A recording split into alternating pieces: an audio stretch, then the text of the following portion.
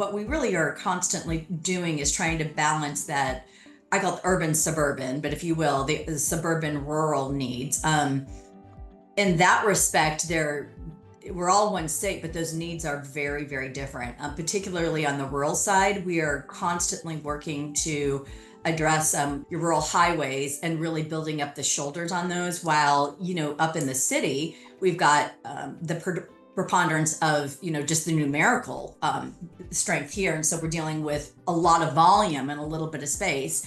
And so we're constantly working on traffic flow and overpasses and those types of things to address those types of needs as well. And it really does stress the infrastructures. We're a water state, right? So we have the largest ferry system in the country. The governor just announced today that we're signing a contract with Eastern Shipbuilding in Florida to build 3 ferries, but probably 20 to 25 ferries is a need that we have. That's unique to the state. What I try to do as the subcommittee chair on the House side for transportation funding is really look at the state as a whole and try to have that more comprehensive perspective on it. 90% of the money to do transportation in the state of Washington at the state level comes from the state. We've got aging infrastructure, a lot of bridges, the nature of the geography, the needs and the cost to construct are kind of overwhelm the transportation system. In the last 5 years, we've made 2 large investments in new funding, but we're getting really close to maxing out. So the prioritization comes really from the legislature working with the governor to, and now with more than ever, focusing on those projects that are most important to the economic welfare of the state.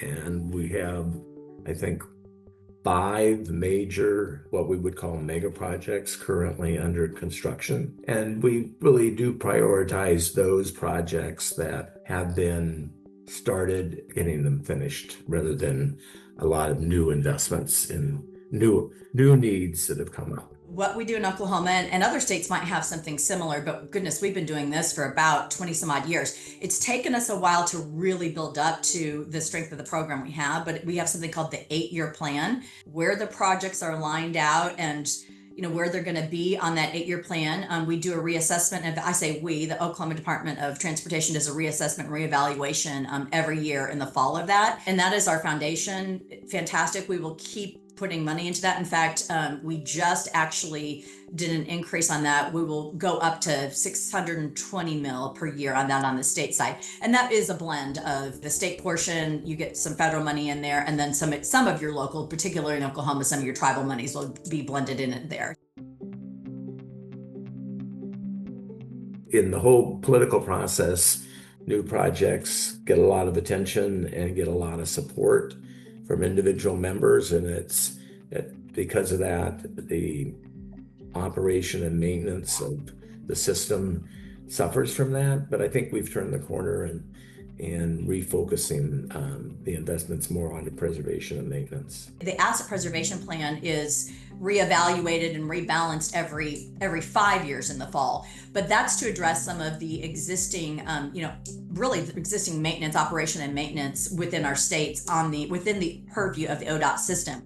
When people are, taking their kids to gymnastics or trying to get to work or what have you, a lot of times they are driving on city and county roads. And the average person doesn't, they don't know. They just know that they're driving on a road. And so we don't necessarily on the city level, it's not on the funding side so much, but now on the county side, there is a certain amount of funding that we do help with from the state side. Most of that's from our property taxes, what we call ad valorem in Oklahoma, but we do have several funds that are state funds supplement essentially to the county program. We're well on our way on EV technology, and I think we're in a pretty good place when it comes to what I would say system management in terms of notification to drivers on what the road conditions are, if there's an accident or if there's road closures.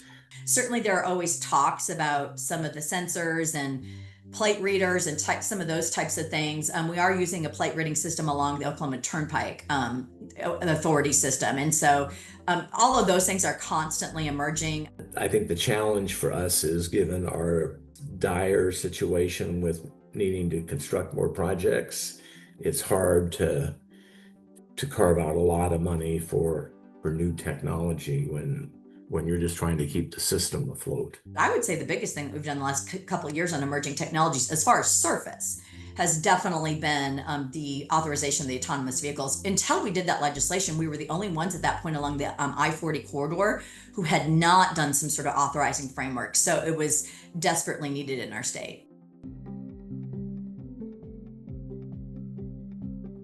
We have done a really good job in the last couple of years of, I think, utilizing any of the resources that were available to us in conjunction, partnering with our federal partners. It could be tribal, but in this case, I'm giving the example of partnering with our federal delegation and the work that they do there. So there's something called the TIFIA loan. So the year before last, we did overall authorization. We had to do that from the state side on authorizing another TIFIA loan. It was for $500 million. Half of that, $250 million, were for repairs on this Roosevelt Bridge, the Lake Texoma Bridge that we desperately, desperately need.